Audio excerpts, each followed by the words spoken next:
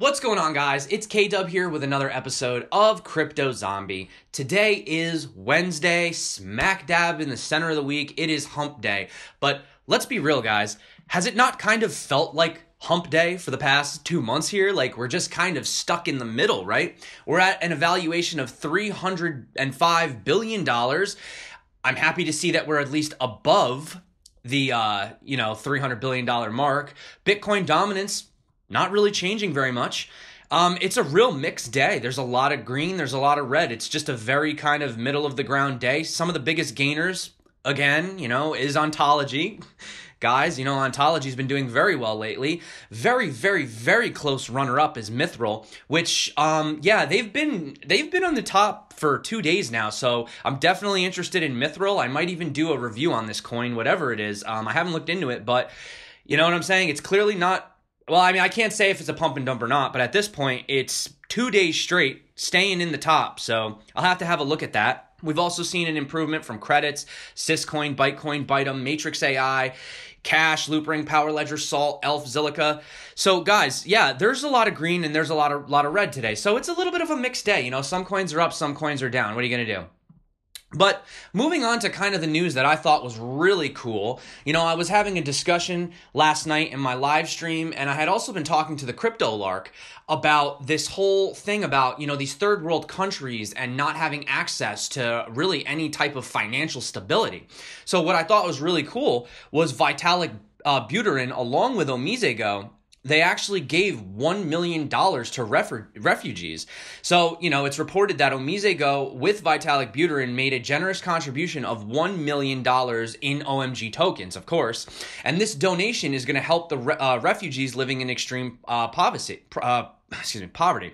The funds will be delivered by Give Directly, an organization that facilitates payments to people living in poverty in Kenya and Uganda. Uganda is currently suffering from an influx of refugees from South Sudan and the Democratic Republic of Congo. With refugees arriving in a new country, they often have their skills intact, but no capital to start rebuilding their lives. They also may not exactly have the proper documentation necessary to re-enter the financial system. So for Vitalik and OmiseGO and Give Directly, they decided that this is a perfect population to serve through this effort. So an initial pilot project is going to reach about 4,400 households, which is approximately 21,500 people, with $650 from which the beneficiary can choose. So this is another thing that I was talking about, with the NAC3 conference. David Hay was talking about this same thing with the citizens of Venezuela and, the difficulties that they're having. They've seen their money basically drop by 99%. You think these crypto markets are bad.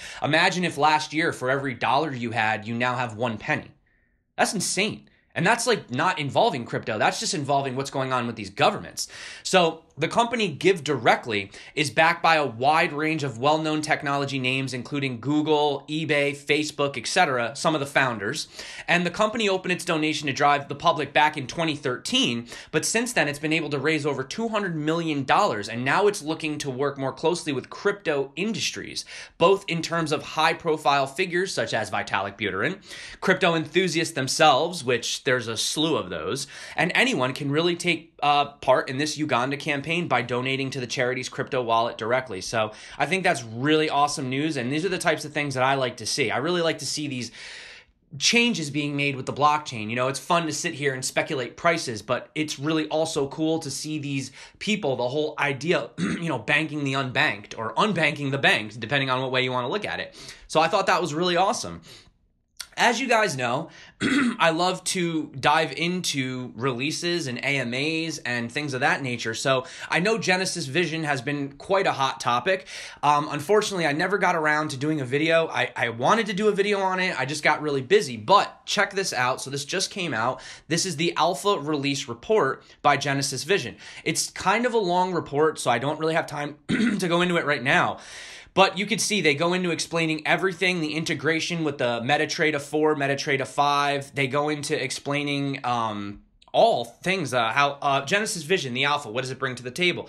So they discuss Forex, metals, you know, crypto CFD, indexes. There's so much in here. So guys, if you are into Genesis Vision or if you're curious about what this alpha has moving forward, I'm going to leave a link in the description because there's a lot of content here, but I highly suggest you guys check it out if you're interested. Always do your own due diligence and always do your own research, but I just thought this was a really great publication. So yeah, for those of you that are interested in the alpha of Genesis Vision, definitely come check this out. Link below.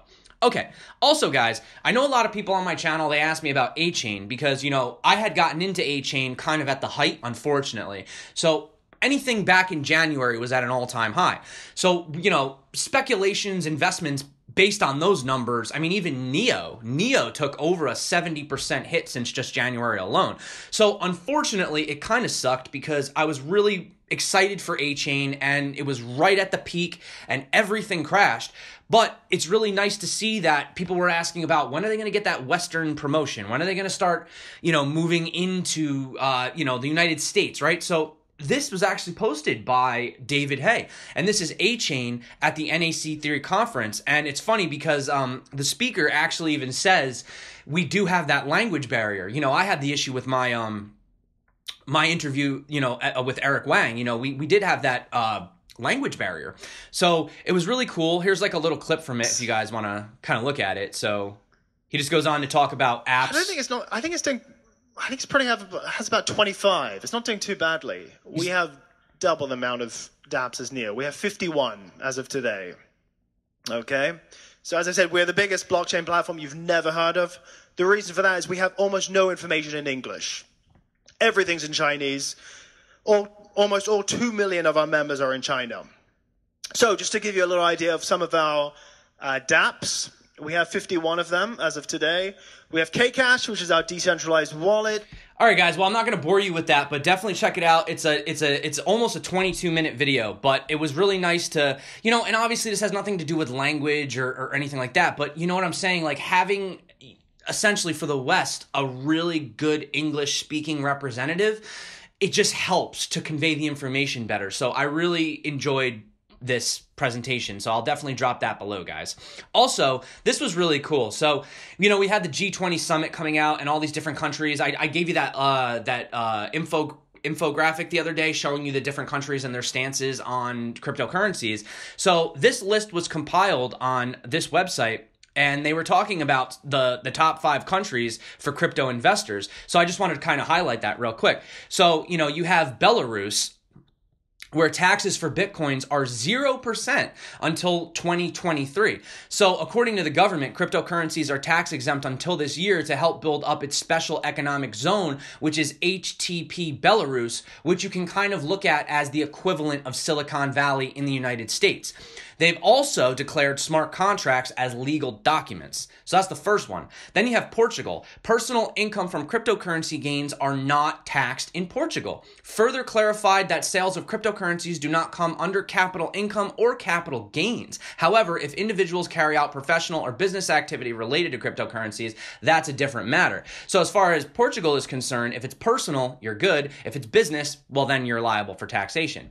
Now, Hong Kong, that's kind of one of those gray areas, but they do have a zero VAT or capital gains tax, making tax regulations surrounding crypto assets much easier. It's also the Asian hub for blockchain and crypto companies such as KuCoin and Binance, although we do know that Binance has recently decided to move to Malta. But for a while, Hong Kong was kind of that safe ground for these companies to kind of run their exchanges. Then in fourth, you have the Netherlands with a very simple and low tax regimen. So they do tax cryptocurrencies, but crypto assets are declared along with other assets as individual owns, and they do this on the 1st of January every year. So with this in mind, the highest tax bracket for capital income is around 5%. That's still substantially lower than anything you can get in the US. I mean, our taxation over here is like anywhere between 30 to 40 something percent. So they're saying that they cap it out at 5%. So that's from the Netherlands. And then finally, in Germany, Bitcoin and crypto assets have a zero tax when used for payments. So this is because there is no VAT when paying with something like Bitcoin because there's no value added through cryptocurrencies as a fiscal product. So the other advantage is Bitcoin and altcoins aren't taxed at all if they're held for over 1 year in Germany. Also, they had this really awesome chart that was put together right here. You can kind of see it's just real simple, straightforward. And, you have, Belarus 0 till 2023, Portugal 0 for personal income, Hong Kong 0 to capital gains, Netherlands tax according to income bracket, no higher than 5%, and Germany 0 when used for payment. So we are seeing adoption. It's not like these countries aren't trying to adopt it. There's so much FUD constantly spread about it, but people tend to overlook the positives, because there are positives. It's not just all FUD, and it's not just all sunshine and rainbows. There's a lot of different things going on in this mix. So I also wanted to talk about how the big four, which they refer to as Bitcoin, Ethereum, XRP, and LTC, which I suppose is just based on market cap.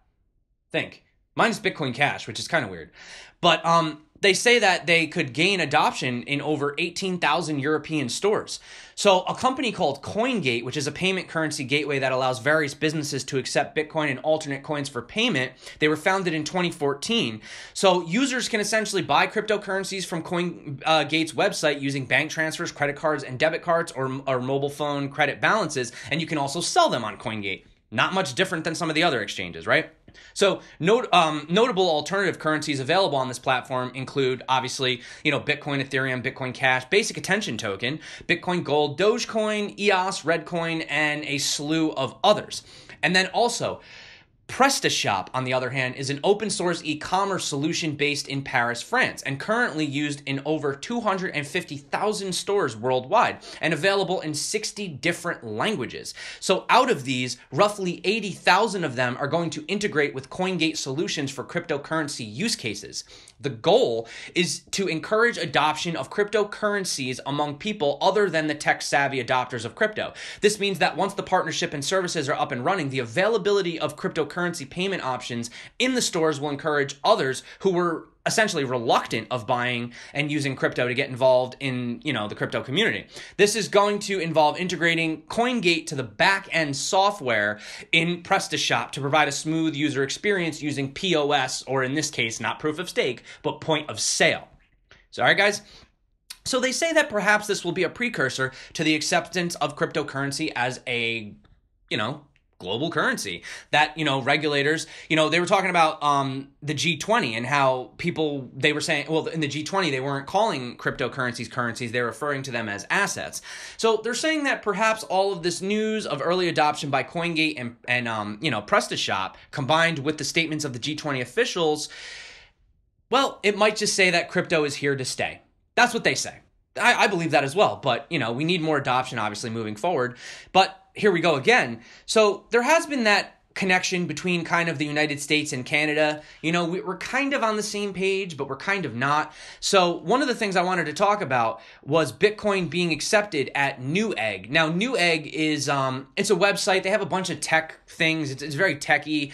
All types of, I think they have, mining units and stuff like that. So they're saying that there's plenty of retailers that will accept this as a form of payment. So the popular computer and accessory seller Newegg, so that's essentially what I should have just said. But they are now allowing Canadian customers to also be able to utilize cryptocurrencies for purchases, not just United States residents. So this is going to be utilizing the BitPlay platform. So Newegg was an early e-commerce adopter of Bitcoin, and that leap of faith the company took in 2014 put Newegg on the map as a Bitcoin-friendly place for new tech enthusiasts to shop. So Stephen Pear of BitPay, he says, we're seeing a lot of traction in Canada, and we're happy to see Newegg extend its Bitcoin payment option north of the border. So, guys, there's good news, there's bad news. So every day, you have the things that come out that are pro, and then you have the things that come out and, they're the FUD articles of the day. So we have to take the good with the bad. But also, what's going on with Chile?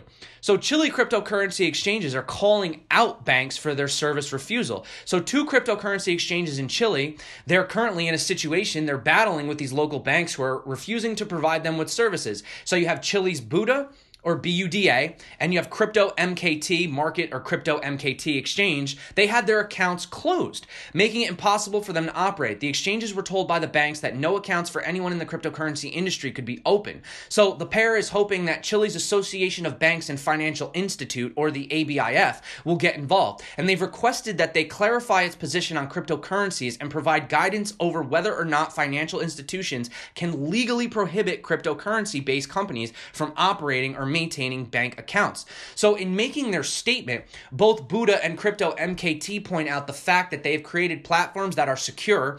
They use the latest technology to protect their clients. They also openly detail the pros and cons of crypto trading and work with authorities to maintain transparency. The two exchanges are registered with financial authorities. They pay their taxes and adhere to government policies to prevent users from participating in money laundering or terrorist financing.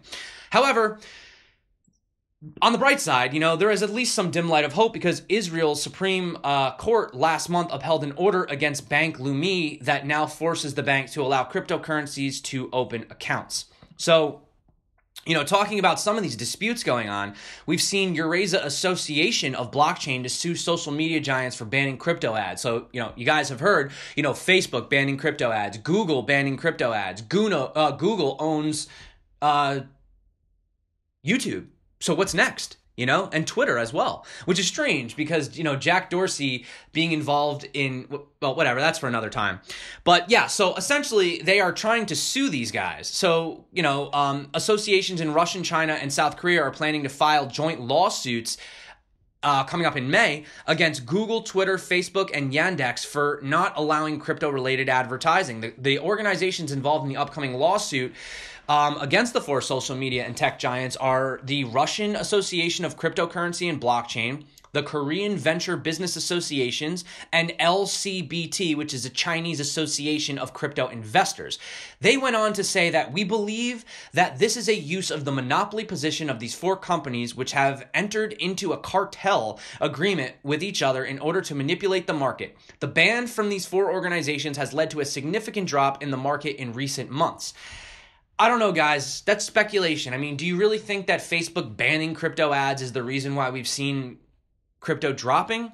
Sure, it's possible. I don't know that that's the sole reason. But anyway, continuing. The organizations have created the Eurasia Association of Blockchain in order to create a fund to support and formulate the lawsuit. They also added that a claim will be filed against the company's shareholders if they have crypto wallets, saying that we believe that if it turns out that these shareholders or managers of these companies own crypto wallets, which they will use for personal gain using the position of their companies, they are subject to prosecution. Yikes. The lawsuit will be filed in the U.S., okay? And it's noted that there are some United States, in particular, some states themselves that are loyal to cryptocurrencies. They specifically mention Wyoming, which in the past 2 months, they had a legislator that had passed laws that exempt crypto from state property taxes and relax securities regulations. So then you also have this guy coming out, the CEO of the Federal Reserve Bank of Atlanta, basically expressing his criticism about cryptocurrency markets, saying that Bitcoin is not money-like and Bitcoin investors are swimming with sharks in a world all because of the anonymity. Yeah, I don't know. So, you have your good days, you have your bad days, but yeah, there's always going to be somebody that's against it. But on a cool note, guys, so Ford, Ford, the car company, they're proposing a new system of marshaling traffic through car-to-car crypto communications. Kind of reminds me a little bit of like IOTA in a way, like machines paying machines kind of thing. So Ford has filed a patent for an apparatus for vehicle-to-vehicle communication methods that involve the exchanges of crypto tokens to facilitate traffic flow. So the problem is that they're saying is that everybody drives at different paces. Some people are out doing a Sunday joyride. Some people are late for work. I mean, yeah, that's life. That's what happens. People drive cars, we have different schedules, but they're saying that the patent proposes a way to work around these individual preferences through what they refer to as a cooperatively managed merge and pass system, or CMMP.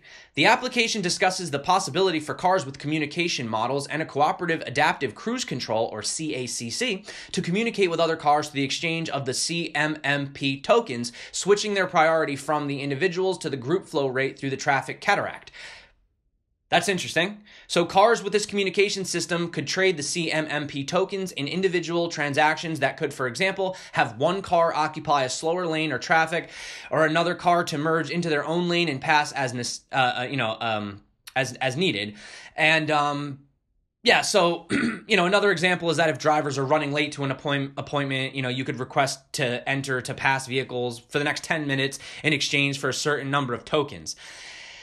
Okay, I don't know, guys. This is pretty crazy. Like, I do appreciate blockchain moving forward, but I start to, like, get a little concerned. And this is a little off topic, but, I mean, like, I understand that, like, people driving cars is dangerous and stuff like that, but, like, I kind of like having the ability to drive the car myself. I don't know about you guys. Like, smart cars are awesome, but, I'll give you an example. I used to work for a manual labor company. We used to drive trucks and stuff like that. And I remember when we got some of the newer trucks, they started having, it was all electronic, right? So, I'd be stuck in the mud. I'd be trying to get out of a ditch or something like that. And then the car would automatically readjust to the traction control. And I tried to turn it off, but it wouldn't work. And it was just a pain in the ass. So I don't know. I mean, is having, all of these crazy self-driving cars that talk to each other, and then we're just a bunch of passengers, is that the solution?